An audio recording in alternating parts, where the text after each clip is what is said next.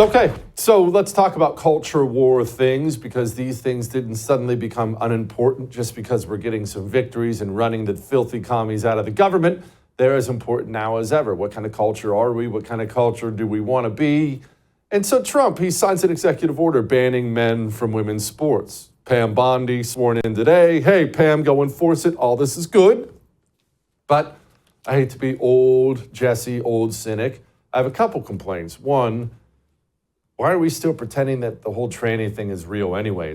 It's not real. It's damaging even when they're not beating up women in volleyball. That's one. And two, why did we need the president to come in and handle that? What if we lost the election? Why didn't the American people reject this stuff outright? Joining me now, Allie Beth Stuckey, author of the book Toxic Empathy. Okay, Allie, I'm happy. I'm assuming you're happy. I don't want to obviously make assumptions about your mental state, but I'm assuming you're pretty pleased. But I do have questions and concerns. Yeah, I think that you raise a really good point, maybe a little bit of a pessimistic point. I hate how you're bringing us down as we're trying to ride this high of victory, but you're right. I mean, dads should have been the ones signing their own executive orders and saying, no, my daughter is not going to play volleyball against this dude that asked her to homecoming 2 years ago. Like, that's not happening. We are not going to allow these boys to go into our women's locker rooms, or else there's going to be a really big problem. That's a good point. It should not have been the president of the United States. We're not even talking politicians on a local level, but the president of the United States having to say, hey, stop sending your men into girls' locker rooms. We're not going to tolerate it. That is a really sad indication of where we are, especially where Christians are, because I think Christians are some of the most cowardly people on this subject. Yeah, and in fact, you just walked right into my next question. I've been thinking about this. Where was the church in all this? Now, I know this is something that you talk about extensively, and I'm glad you do. And it's certainly not every church in the country, but why was there not a unified, bold Christian voice against not just the tranny and women's sports stuff, all the demonic cultural filth that has been pushed on this country, especially in the last 5 to 10 years? I realize some churches have pushed back. It's been the furthest thing from universal, and it hadn't been that loud.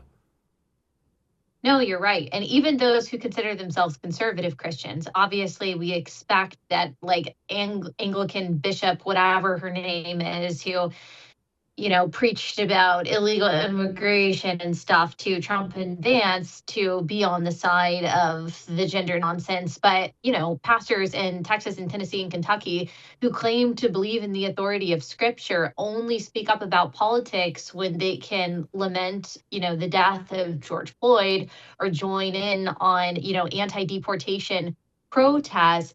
Those people are the problem. The mushy middle, the cowardly evangelicals who allow progressive social media algorithms to dictate their compassion and outrage, who are now speaking up so courageously against deportations, but had nothing to say when the Biden administration literally took away school lunches from poor public schools because they weren't allowing boys into girls' bathrooms per the rewrite of the Title IX under the Biden admin. Most Christians had nothing to say about that.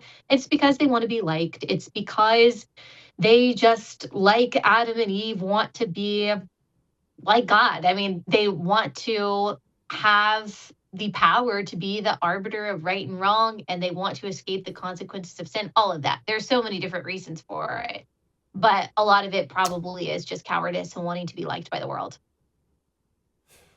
Allie, I'm glad you brought up the charity portion. I should use that air fingers quote on that. The charity portion of open borders, because it's starting to get exposed as the Trump administration digs through these NGOs, how many Christian/Catholic charities are out there that are really just set up to violate the sovereignty and laws of the United States of America. And it's really making all of us look bad, to be honest with you. I can't tell you how many emails I get from people who are just, these freaking Catholics are screwing everything up. It's really awful. How did the church get to a place where they're doing this crap? Oh my goodness. Well, I do think there's so many different aspects of it. Some of it is just like the love of money, and we read that the love of money is the root of all kinds of evil. And we see that the USAID is funding such a large portion of organizations like World Relief, Catholic Charities, even Jewish charities. They are lining their pocket. They are getting paid to be a part of the trafficking process of illegal aliens and children, even across the border. So part of it is just plain old as time corruption.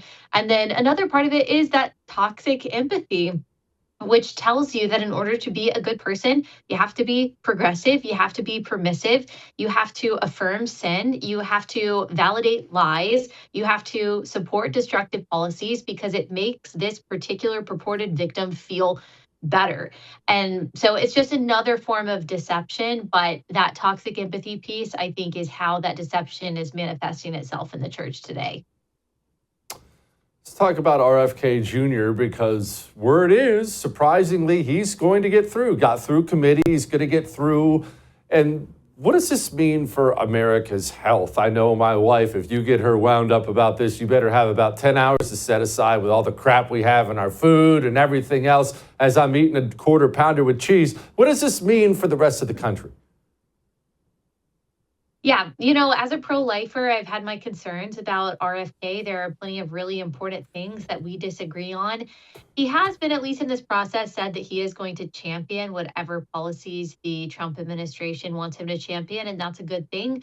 But when we're looking at accountability for doctors and transparency for pharmaceutical companies, the FDA, as you said, what's in our food, what's in our vaccines, what's in our medications, the direct to consumer advertisements from the pharmaceutical companies, all of that is corrupt and it has led to worse health outcomes in the United States. And I think that he is going to be extremely successful in holding these for-profit companies accountable. And I think that's a good thing. And I mean, we saw the danger of the FDA and the CDC during COVID, and God forbid there's another so-called pandemic that comes along. I would be very confident with RFK at the helm. Yeah, well, we did so well during the last pandemic. Okay, so you did some digging on your show about U.S. aid, and obviously that's been in the news hot and heavy for about 48 hours because the communists are freaking out about it. What did you find? Yes, I found that we are funding with our tax dollars workplace DEI programs in Serbia, that we are also funding racial equity musicals in Ireland, that we have set up trans services, whatever that means, in Colombia. And so all across the world, we are making sure that people in poor countries bow down to progressive ideology. I found something that I already know, that you already know, that actually progressives love colonialism. They love imperialism. They love going into poor countries and telling them that they have to assimilate to American progressive culture. As long as colonialism and imperialism means that they get to push sexual degeneracy, they are good with it. And that's what they're doing in Uganda. That's what they're doing in the Congo. That's what they're doing in South America. If you do not abide by the principles of LGBTQ, whatever, then you get your money taken away. That's what the USAID has existed for. Allie, I don't think people really understand and accept how much of the filthy communist activism, including all the LGBTQ Air Force stuff, is funded by our taxpayer dollars. They don't realize, they don't want to talk about how long Democrats have cemented this system in place where you and me get to fund all this crap.